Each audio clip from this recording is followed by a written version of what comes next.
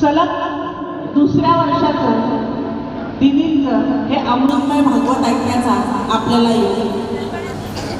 दीदी, तुम्हाला सांगायला खूप आनंद वाटतोय. तुमच्या तोंडून हे भागवत ऐकायला मिळणार. हे जिथं जिथं कळलं तिथं तिथं लोकांनी इतका छान प्रतिसाद दिला की अमृतकर परिवाराने फार छान आमच्यासाठी हा योग घडवून आणलेला आहे. आणि या सर्वांचं श्रेय या वर्षाचं याचे मानकरी आहेत आमचे सासरे पुंडलिक काशीनाथ अमृतकर आणि त्यांच्या सौभाग्यवती सौ विजया काकू. मला सांगायला खूप आनंद वाटतो आपणा सर्व मंडळींना की काकांचं केवळ एक मास्तर गुरुजी किंवा मास्तर काका गुरुजी काका अशीच ओळख नाही, तर रिटायरमेंट नंतर सुद्धा आपण समाजाचं काही देणं लागतो आणि ते देणं आपण किती फेडायचा प्रयत्न केला तरी फिटणार नाही, पण त्याच्यात अंशतः का होईना आपला सहभाग असला पाहिजे. आणि म्हणून ज्येष्ठ नागरिक संघाचं काम असो, पौर्णिमा उत्सवाचं कार्य असो, सामाजिक उपक्रम असू दे, दोघंही हे दाम्पत्य शिक्षण क्षेत्रात कार्यरत आहे. जवळपास 30-35 वर्ष या दोघांनी शिक्षकी पेशात घालवलेली आहे. अनेक पिढ्या त्यांच्या हातून घडल्या, अनेक पिढ्या ते विद्यार्थी आजही त्यांना भेटतात. हे किती भूषणावह आहे. आणि या उपक्रमाचाच एक भाग म्हणजे केवळ ज्ञान विज्ञानाच्या पलीकडेही एक अद्भुत शक्ती कार्यरत आहे आणि ते आहे अध्यात्म. आणि ते डोळस अध्यात्म, ज्याला आजच्या आधुनिक युगाची जोड असली पाहिजे. म्हणजे अंधश्रद्धा नाही तर श्रद्धा असली पाहिजे आणि विज्ञानाकडे त्याची ओढ असली पाहिजे. आणि असं हे ज्यांच्या तोंडून ऐकायला मिळेल अशा आपल्या अनुराधा दिदींना यावर्षी सुद्धा त्यांनी आपल्याकडे यावं म्हणून ही विनंती या दोघांनी केली. आणि इतका आनंद होतोय की त्या बिझी शेड्यूलमधनं सुद्धा दिदींनी आपल्यासाठी वेळ दिला. चाळीसगावला यायचंय म्हणून दिदी सुद्धा अतिशय आनंदाने हो म्हटल्या. हा सर्वात महत्त्वाचा भाग. आणि या दोघांच्या या कार्यातनं आजचं हे भागवत रूपी अमृत यज्ञ ज्ञान यज्ञ आपल्या पुढं 7 दिवस अव्याहतपणे साकार होणार आहे, सादर होणार आहे. आपण सर्वजण त्यातून तृप्त होणारच आहोत. सांगायला विशेष आनंद वाटतो की सरांचं कुटुंब म्हणजे काकांचं कुटुंब सर्व शिक्षकी पेशात आहे. कुणी प्राध्यापक आहे, कुणी प्राथमिक शिक्षक आहे, कुणी माध्यमिक शिक्षक आहे, पण तरीही अध्यात्मावर सुद्धा तितकीच आमची सर्वांची श्रद्धा आहे. आणि या सर्व श्रद्धेला पाठबळ तुमच्या येण्याने मिळणार आहे. असं म्हणतात, न चोरहार्यम न राजहार्यम न भ्रातृभाज्यम न च भारकारी व्यये कृते वर्धत एव नित्यम विद्याधन सर्वधन प्रधानम. आणि असं हे विद्येचं धन जे विभागलं जात नाही, ज्याची भाऊबंदकीत वाटणी होत नाही, जे कधी चोर नेऊ शकत नाही, राजा हिसकावून येऊ शकत नाही, पण जे दिल्याने वाढतं, जे दिल्याने त्याचा संचय वाढतो, असं हे ज्ञान यज्ञ आज दिदींच्या तोंडून आज आपल्या पुढे सादर होणार आहे. आपण त्यातून तृप्त होणार आहोत आणि या यशाच्या मानकरीमध्ये आपल्या सर्वांचा सहभाग असणार आहे. कारण तुम्ही जे ऐकून मनात रुजवून घेऊन जाणार, घराघरात ते पेरलं जाणार, यातच दिदींच्या सगळ्या भागवताची सार्थकता आहे की ते विचार तुमच्या आमच्यात रुजणार आहे. आणि म्हणून या दोघांच्या वतीने मी आपल्या सर्वांचं सहर्ष स्वागत करते. आपण आलात, आपण हा 7 दिवसांचा ज्ञानयज्ञ अनुभवणार आहात, तृप्त होणार आहात आणि दिदींच्या रसाळवाणीतून तो तुमच्या आमच्या समोर साकार होणार आहे. आपण या अद्भुत प्रवासाचे प्रवासी होऊया, या अद्भुत सोहळ्याचे साक्षीदार होऊया आणि दीप प्रज्वलनाने आपण या कार्यक्रमाची सुरुवात करणार आहोत. मी दोघांना विनंती करते की आपल्या या पावन हस्ते या कार्यक्रमाचं दीप प्रज्वलन गुरुजी मधुबापू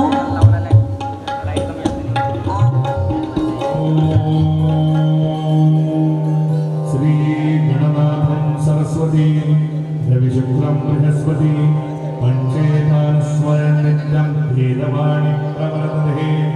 ओम चंद्रमा मनसो जातचक्षुः सूर्यो आजायत रुद्राद्वायुश्च प्राणश्च मुखात् अग्निराजायत. शुभं करोति कल्याणम् आरोग्यं धनसम्पदा शत्रुबुद्धिविनाशाय सूर्यः स्वाहा अग्निर्वरजो ज्योतिर्वरजः स्वाहा ऊर्जोर्जो ज्योतिर्मृत्याः स्वाहा ज्योतिः सूर्यः सूर्योर्ज्योतिः स्वाहा चन्द्रमा अक्षन्तः सुवर्णो धावति दिवि रयन्ति शङ्खं बहुलं पुरस्पृहतं हरिरेति करिग्रहः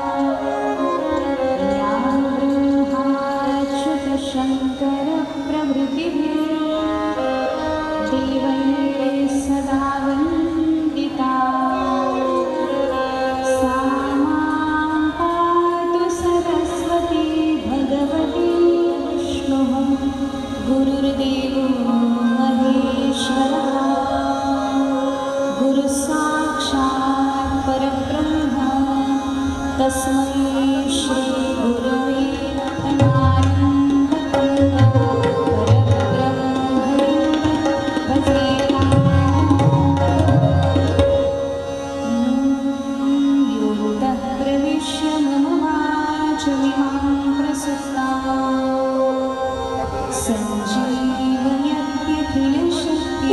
स्वधाम्ना अन्यांशहस्तचरणश्रवणत्वगादि प्राणान्नमो भगवते पुरुषाय तुभ्यम्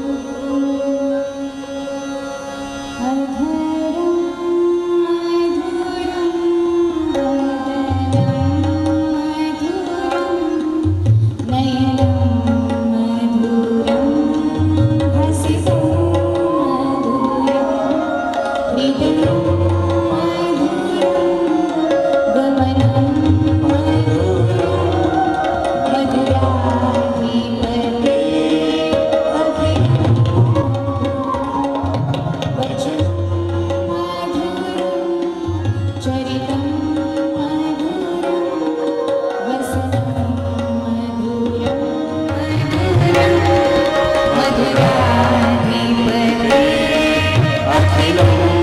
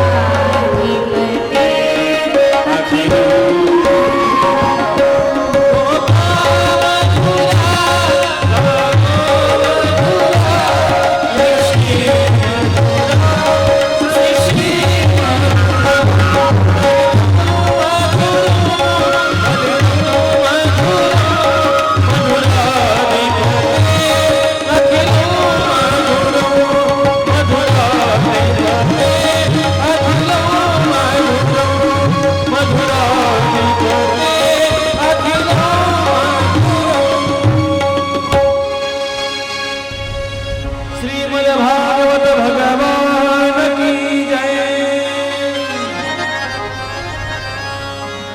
परमात्मा पंढरीनाथाच्या कृपेनं करुणावरुणालय जगन्नियंता भक्तवत्सल भगवान श्रीकृष्णाच्या अत्यंतिक करुणेनं प्रौष्ठपदीच्या या परमपवित्र कालावधीमध्ये श्रीमद भागवत कथेचं रसपान आपण आता 7 दिवस करणार आहोत आणि दुसऱ्यांदा हा योग 40 गावमध्ये येतो आहे. पुंडलिकजी अमृतकर यांच्या निमित्तानं किंवा यांच्या सहकार्यानं आणि त्यांच्या आयोजकाचं पद त्यांनी घेतलेलं आहे. म्हणूनच आज हा श्रीमद भागवत कथा ज्ञानयज्ञ आपण संपन्न करत आहोत. मागच्या वेळेस मी जेव्हा आले होते तेव्हाच चर्चा झाली होती की दीदी पुढच्या वर्षी ही कथा करायची आहे आणि माहीत नव्हतं की वेळ मिळेल का कसं होईल. पण भगवंताच्या मनामध्ये आलं की काही राहत नाही. कदाचित असं वाटलं असेल देवाला की 40 गावकरांना पुन्हा एकदा भेटावं म्हणून याही वर्षी येणं होतं आहे. तर आपल्या कथेचे जे यजमान आहेत त्यांना मी खूप खूप धन्यवाद देते आणि भगवंताच्या चरणी प्रार्थना करते की त्यांना दीर्घायुष्य आणि आरोग्य प्राप्त व्हावं. कारण एक सुंदर असं नियोजन या निमित्तानं सर्वांना आनंद उपभोगायला मिळतं आहे. तर श्रीमद भागवताचं चिंतन करताना आपण गेल्या वर्षीही भागवताच्या अनेक कथा पाहिलेल्या आहेत. भागवतामध्ये काय काय आहे हे पाहिलेलं आहे आणि माझ्या हेही लक्षात आहे आणि हेही मला खात्री आहे की तुमच्या सर्वांच्या ते 100% लक्षात असणार आहे की मी काय काय सांगितलेलं आहे. म्हणून वक्त्याची जबाबदारी आता जास्त वाढते. सुज्ञ श्रोते असले की वक्त्याला मात्र काळजीपूर्वक सांगावं लागतं.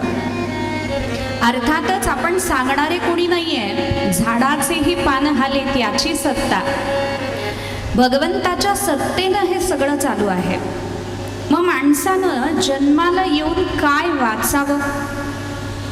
आपल्याकडे म्हटलंय एक म्हण आहे किंवा एक सुंदर सुविचार आहे, वाक्य आहे, वाचाल तर वाचाल. जर तुम्ही वाचाल तर तुम्ही वाचाल. म्हणजे काय? भवसागरातून वाचायचं असेल तर तुम्हाला वाचावं लागेल. आता हाच सुविचार दोन्हीकडे लागतो. एक म्हणजे हा व्यवहारातही लागतो आणि दुसरा हा परमार्थातही लागतो.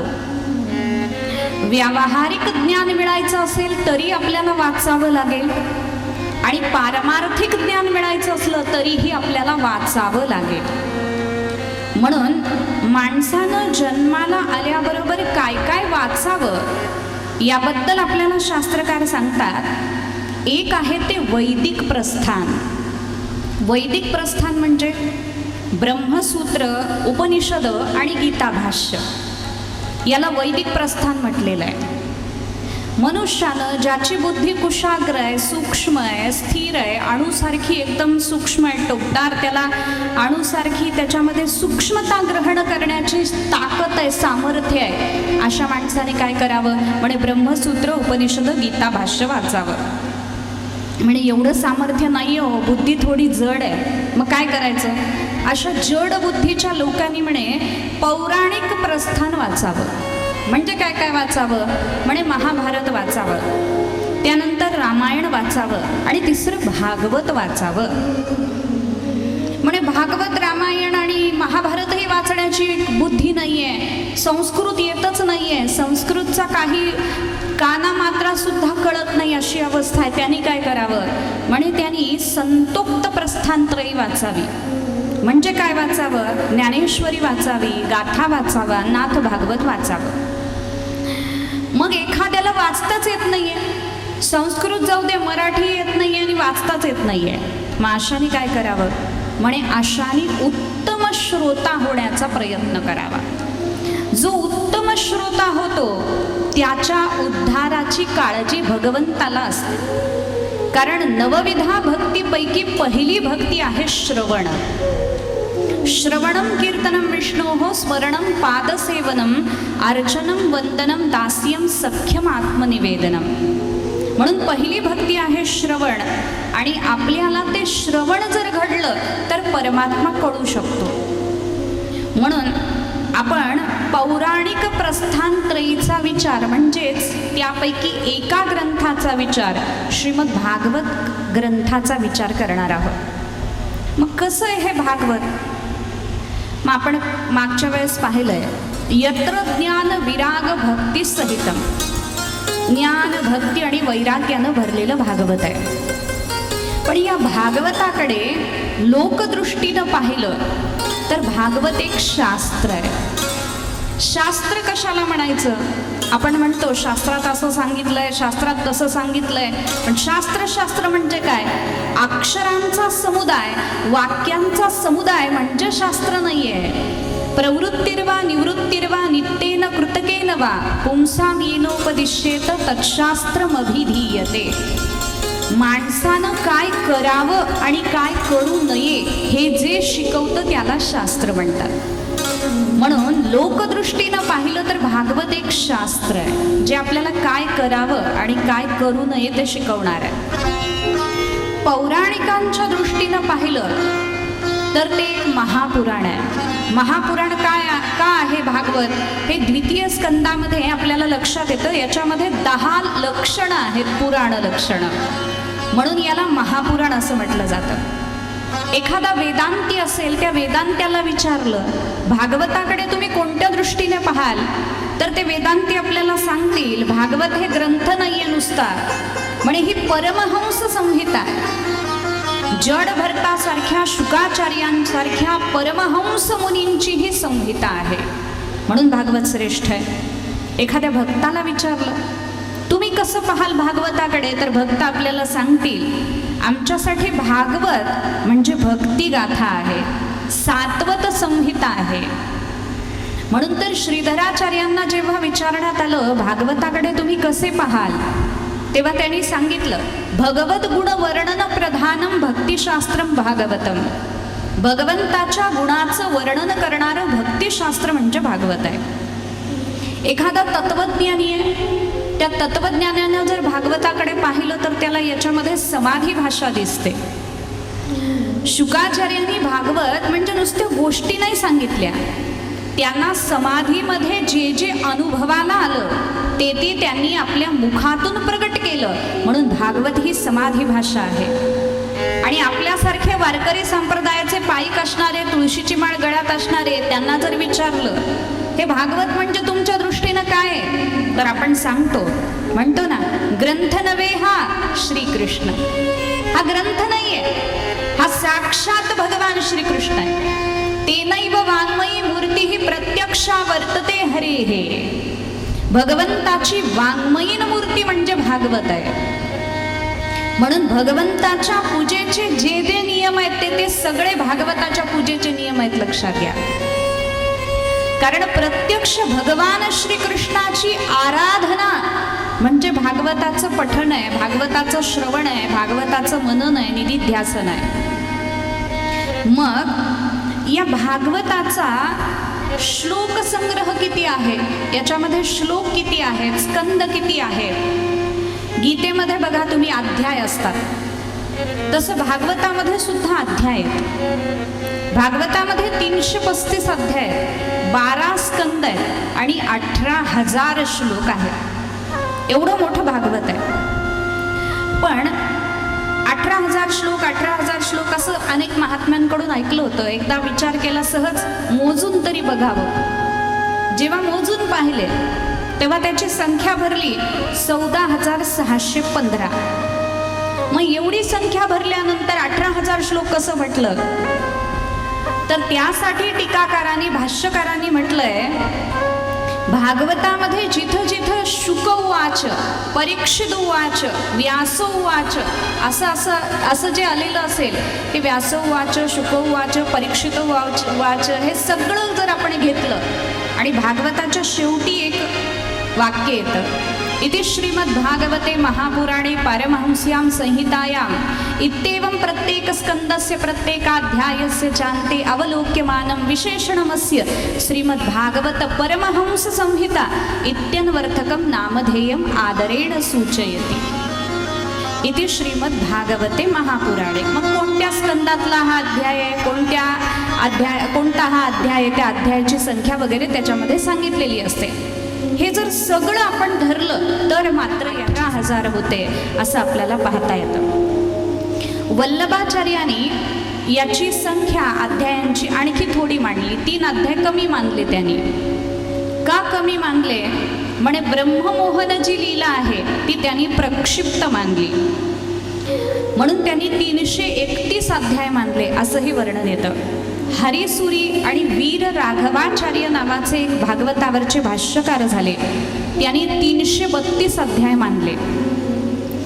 बोपदेवानी सुद्धा 332 अध्याय मानले. भागवतामध्ये व्यासोवाच यानं सुरू होणारे 14 श्लोक आपल्याला दिसतील. शुकोवाच यानं सुरू होणारे आपल्याला 5161 श्लोक दिसतील. आणि परीक्षित उवाच यानं सुरू होणारे 202 श्लोक दिसतील. सूतो उवाच यानं सुरू होणारे 742 श्लोक दिसतील. आणि शौनक उवाच यानं सुरू होणारे 77 श्लोक दिसतील. बाकी मग जो जो प्रसंग आलेला असेल, प्रल्हादाचं चरित्र असेल तर प्रल्हाद उवाच, जडभरताचं चरित्र असेल तर जडभरत उवाच, असे श्लोक दिसतील आपल्याला. म्हणून भागवतावर 176 भाष्य लिहिली गेली. भागवताच्या एका श्लोकावर, पहिला श्लोक आहे जो भागवताचा, जन्माद्यस्य यतोऽन्वयादितरतश्चार्थेष्वभिज्ञस्वराट, या एका श्लोकावर 108 भाष्य लिहिली गेली. म्हणून सगळ्यात जास्त लोकप्रिय, सगळ्यात जास्त विचारशील जर कोणता ग्रंथ झाला तर तो श्रीमद भागवत ग्रंथ झाला. तो जितका गहन आहे तितकाच तो गोड आहे, गोड. एकदा भागवत सुरू झालं की मग जो गोडवा, जे रस निर्माण होतात, त्या रसाचं आपण कल्पना सुद्धा करू शकत नाही. लक्षात घ्या, असं हे सुंदर भागवत आहे. म्हणून मग या भागवतामध्ये आपल्याला चिंतन करायचं आहे ते अनेक कथांचं, आणि त्याचबरोबर चिंतन करायचं आहे ते अनेक भाषांचं. तुम्ही म्हणाल सुरुवात एवढी अवघड कशासाठी केली तुम्ही? कारण मला माहिती आहे की आता तुम्ही सुज्ञ श्रोते झालेले आहात. आता फक्त गोष्टी सांगितल्या जाणार नाही, आता त्याचा गाभा आपल्याला लक्षात घ्यायला लागेल. हे कशासाठी सांगितलं गेलं?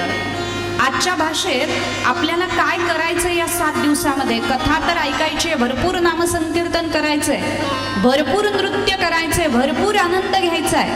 पण त्याचबरोबर आजच्या भाषेत त्याला सेल्फ ॲनालिसिस म्हणतात, ते करायचंय आपल्याला. का करायचंय? कारण बऱ्याच वेळा काय होतं, प्रौष्ठपदीच्या या कालावधीमध्ये भरपूर भागवत सुरू असतात. तुमच्या 40गावमध्येही असतील, भरपूर ठिकाणी कथा सुरू असतात. मग आमच्याकडे महिला मंडळ काय करतं माहिती आहे का? 7 भागवताचं दर्शन घ्यायचं म्हणून त्या निघतात. म्हणे 7 दिवसामध्ये 7 भागवताचं दर्शन घ्यायचं. मग दर्शन घ्यायचं म्हणजे काय करायचं? कथा सुरू असते, मध्येच जायचं आणि त्या कथाकाराला देऊन काहीतरी द्यायचं, दक्षिणा असेल किंवा काय असेल ते द्यायचं. ओटी भरून जायचं. त्याच्यापुढे एक केळं आणि एक ब्लाऊज पीस, तो अतिशय जीर्ण झालेला, जो कुठंच चालू शकत नाही. भागवताला त्याचं वस्त्रही करता येत नाही असा तो झालेला असतो. त्याला इतकी छिद्र असतात की आपल्या मनाची छिद्र त्यातून डोकावून बघत असतात की देणाऱ्याच्या मनाला किती छिद्र आहेत हे लक्षात येतं त्याच्यावरून. मग तो दिला जातो ब्लाऊज पीस, आणि नंतर काय केलं जातं? खडी साखर ठेवली जाते. त्याच्यामुळे प्रचंड मुंग्या आक्रमण करतात कथाकारावर, आणि मग कथेचं काय होतं तुम्हाला माहिती आहे. मग याला भागवताचं दर्शन घेणं म्हणतात का? हे खरं आहे की भागवताचं दर्शन पृष्ठपदीमध्ये घ्यावं, पण दर्शन घ्यायचं म्हणजे काय करायचं? दृश्यते तत्वम अनेन इति दर्शनम. ज्याच्यामध्ये भगवत तत्वाचं दर्शन होतं त्याला दर्शन म्हणतात, किंवा दिसतं ते तत्व. ते तत्व आपल्याला जाणता आलं पाहिजे, ते तत्व ओळखता आलं पाहिजे, त्या तत्वाची ओळख आपल्याला झाली पाहिजे. कसा दिसतो आपला भगवान श्रीकृष्ण? सगळे सांगतील मोरमुकुट घातलेला आहे, सुंदर पितांबर धारण केलेला आहे, गळ्यामध्ये सुंदर सुंदर माळा आहेत, एवढंच त्याचं वर्णन नाही आहे. तो सच्चिदानंद स्वरूप आहे हे त्याचं वर्णन आहे, तो तापत्रय विनाशक आहे हे त्याचं वर्णन आहे. आणि हे आपल्याला जाणता आलं पाहिजे, याला तत्वाचं दर्शन म्हणतात. आणि तो परमात्मा कुठं आहे? म्हणे मंदिरातच तो परमात्मा आहे असं नाही, विठ्ठल जळी स्थळी भरला अशी जेव्हा आपली दृष्टी होते तेव्हा त्याला दर्शन म्हणतात, दर्शन. म्हणून असं दर्शन भागवताचं घ्यायचं असतं. मग भागवताचं दर्शन म्हणजे तत्व जाणण्यासाठी भागवताला नमस्कार करून निघून जाण्यानं ते तत्व कळत नाही. एकच भागवत ऐकायचं, पण इतकं चांगलं ऐकायचं की परत ऐकण्याची गरजच पडू नये. तुम्ही म्हणाल बरं आहे मग आता तसंच करू, पण भागवताची एक गंमत आहे. म्हणे हे भागवत जो एकदा इतकं एकाग्रतेनं ऐकतो की आता परत ऐकायलाच लागू नये असं जो ऐकतो, त्याला त्याच्यामधली एकदा गोडी समजली की पुन्हा तो भागवताला कधी सोडतच नाही. म्हणून आम्ही नेहमी सांगत असते मी, आमचे भगवान श्रीकृष्ण आहेत ना, काळे आहेत आणि त्यांच्याकडे काळा जादू आहे, काला जादू, ज्याला ब्लॅक मॅजिक असं म्हणतात.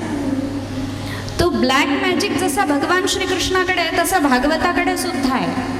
म्हणून भागवत हा अतिशय लोकप्रिय ग्रंथ आहे. पण आपल्याला नुसतं तो श्रवण करायचं नाहीये, तर आपले विकार किती कमी झाले, आपण काय सुधारलो या 7 दिवसामध्ये, हे सेल्फ ॲनालिसिस आपल्याला करायचं.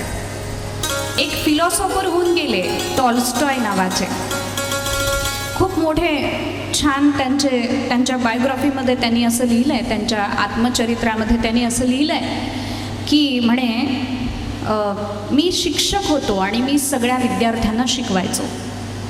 ते विद्यार्थ्यांना जेव्हा शिकवायचे त्यांचं लग्न झालेलं होतं, प्रेमविवाह झालेला होता.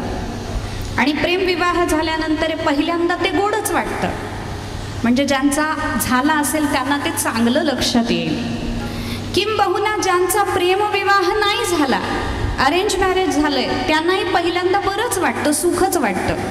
नंतर वाटतं की कुठून बुद्धी सुचली आणि काय केलं आपण हे, असं वाटतं. पण उशीर झालेला असतो तेव्हा काही करता येत नाही. मग त्यांचा प्रेमविवाह झाला होता आणि थोडे दिवस संसार चांगला चालला, सगळ्यांचाच चालतो, इतका गोड संसार चालला, काही विचारू नका. आणि मग तो संसार जेव्हा नीट चालायला लागला, हळूहळू एकमेकांचे गुण एकमेकाला कळायला लागले आणि त्यांच्या लक्षात आलं, जिच्याशी आपण प्रेमविवाह केला, प्रेम जेव्हा झालं तेव्हा विवाह झालेला नव्हता, म्हणून त्यातलं प्रेम टिकून होतं. प्रेम विवाह झाल्यानंतर त्यातलं प्रेम निघून गेलं, आता फक्त विवाह राहिला. आणि तो विवाह असा राहिला की ती अशी होती म्हणे महामाया, की ती तोंड गप्पच ठेवायची नाही, सतत शिव्या देत राहायची नवऱ्याला, सतत त्या टॉल्स्टॉयला शिव्या देत राहायची. सगळं जग ज्या माणसाला मानतं त्याला बायको कधीच मानत नाही, लक्षात घ्या, ही वस्तुस्थिती आहे, हे लक्षात घेतलं पाहिजे. सगळं जग त्याच्या पाया पडेल पण पत्नी त्याच्या पाया पडणार नाही लवकर. मग ते विद्यार्थी आले की मुद्दाम त्यांच्यासमोर ती रागवायची, काही शिव्या द्यायची, अपशब्द बोलायची. मग एका विद्यार्थ्यांनी त्यांना सांगितलं, म्हणे अहो कसली पत्नी आहे तुमची, प्रेमविवाह तुम्ही केला, काय उपयोग आहे याचा सर, तुम्ही सोडून द्या तिला. सोडून द्या म्हटल्याबरोबर ते म्हणायचे की तू माझ्याकडे येऊ नकोस, तू माझा विद्यार्थी होण्याच्या योग्यतेचा नाही आहेस, तू माझ्याकडे येऊ नकोस. कोणत्याही विद्यार्थ्यांनी त्यांना तसं म्हटलं की ते त्याला हाकलून द्यायचे. मग एका विद्यार्थ्यांनी त्यांच्या जवळ जाणं केलं आणि सांगितलं, सर आम्ही जे तुम्हाला सांगतोय ते तुमच्या चांगल्यासाठी सांगतोय. ती जर तुमचा प्रत्येक क्षणाक्षणाला अपमान करत असेल आणि तरीही तुम्ही तिच्याकडे राहायचं असं म्हणत असाल, एवढं आंधळं प्रेम कशासाठी? तेव्हा टॉल्स्टॉयने फार सुंदर उत्तर दिलं. ते सांगायला लागले की मी हिच्यावर प्रेम करतो म्हणून हिच्या जवळ राहतो असं नाही. मलाही लक्षात आलंय की ही माझ्यावर आता प्रेम करत नाही, आमच्यात प्रेम राहिलेलं नाही, तरी सुद्धा मी हिच्या जवळ राहतो, कारण आता ती माझ्यासाठी फक्त माझी पत्नी नाहीये, माझ्या कसोटीचा दगड आहे म्हणे, दगड. ही एवढं मला बोलते, मला क्रोध येतो का, मी उद्विग्न होतो का, मी अस्ताव्यस्त होतो का, हे पाहण्यासाठी ही मला असं बोलत असेल असं मी गृहीत धरतो. मग हिनं माझ्यावर अनेक अपशब्दाचा प्रहार केला की माझ्या तोंडातून जर काही गेलं तर समजावं की अजून मी पूर्ण झालेलो नाहीये, कुठंतरी अपूर्णता शिल्लक आहे, म्हणून मी हिला बोलू देतो. ज्या दिवशी माझ्या मनात हिच्याबद्दल यत्किंचितही किंतु निर्माण होणार नाही, तेव्हा मी समजेन की मी परिपूर्ण झालो. मी जगाला जरी कितीही सांगत असलो तरी मी आतून परिपूर्ण आहे का नाही हे दाखवणारी फक्त, म्हणून मी हिला ठेवलेलं आहे माझ्याजवळ. मला फार सुंदर वाक्य वाटलं ते. बरेच माणसं आपल्या जीवनामध्ये असे असतात जे आपल्या समोर आले की आपलं डोकं फिरतं, फार त्रास होतो, असं वाटतं आता गळा दाबावा का काय करावं असं वाटतं. हे साहजिक आहे, क्रोध येणं साहजिक आहे. पण लक्षात घ्या, ही साहजिकता जी आहे ना ती आपल्याला हळूहळू कमी करता आली पाहिजे. एखादा XYZ आपल्याला त्रास देतोय ना आणि त्याच्याबरोबर राहणं आपल्याला तितकंच गरजेचं आहे, तर आपण आपल्या मनाला कसं सावरू शकतो याचा आपण विचार केला पाहिजे, कारण जगातल्या कुणालाही आपण सुधरू शकत नाही. आपण सुधरू शकतो ते फक्त स्वतःला सुधरू शकतो, लक्षात घ्या. म्हणून भागवत आपल्याला शिकवणार आहे जगायचं कसं. आणि म्हणूनच या भागवताचं चिंतन करताना आपण मागच्या वेळेस पद्मपुराण अंतर्गत श्रीमद भागवताचं महात्म्य पाहिलं होतं. यावेळेस माझी इच्छा आहे स्कंद पुराण अंतर्गत श्रीमद भागवताचं महात्म्य आपण पाहू. स्कंद पुराणकार काय म्हणतात भागवताबद्दल याचा विचार आपल्याला करायचा आहे. 2 मिनिट नामस्मरण करू म्हणजे श्रोत्यांची आता जी मनस्थिती आहे ना, थोडीशी अजून ती स्थिर अशी खाली बसायची आहे. थोडं ते मनरूपी पाखरू आहे ना, ते असे फार चंचल झालेलं आहे, इकडं जाऊन तिकडं जाऊन तिकडं जाऊन. म्हणून त्याला थोडंसं खाली बसवू आणि मग आपल्या गाभ्यामध्ये आपण प्रवेश करू. गोविंद राधे गोविंद, गोविंद राधे गोविंद, राधे गोविंद गोविंद राधे गोविंद राधे गोविंद, गोविंद राधे गोविंद, गोविंद राधे गोविंद राधे गोविंद राधे गोपाल राधे गोविंद राधे गोविंद, गोविंद राधे गोपाल राधे गोविंद राधे गोविंद गोविंद राधे गोविंद, गोविंद राधे गोविंद, गोविंद राधे गोविंद.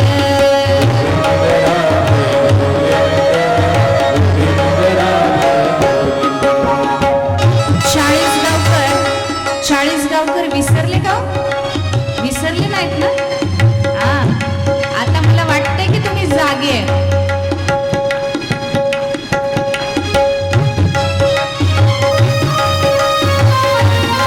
वा वा.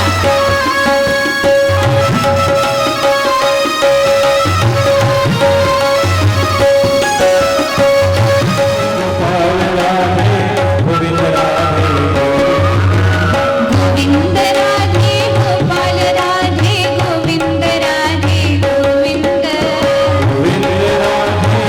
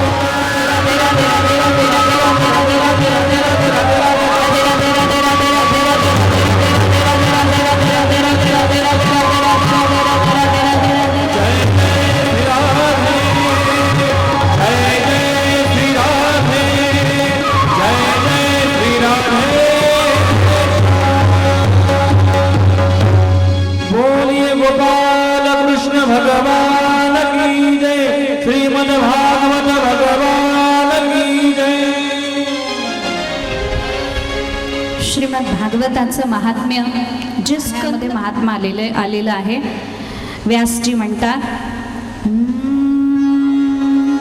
श्री सच्चिदानंद घन स्वरूपिणे कृष्णाय चानंत सुखाभिवर्षिणे विश्वोद्भवस्थान निरोध हेतवे नमो वयं भक्तिरसाप्तये निशम्.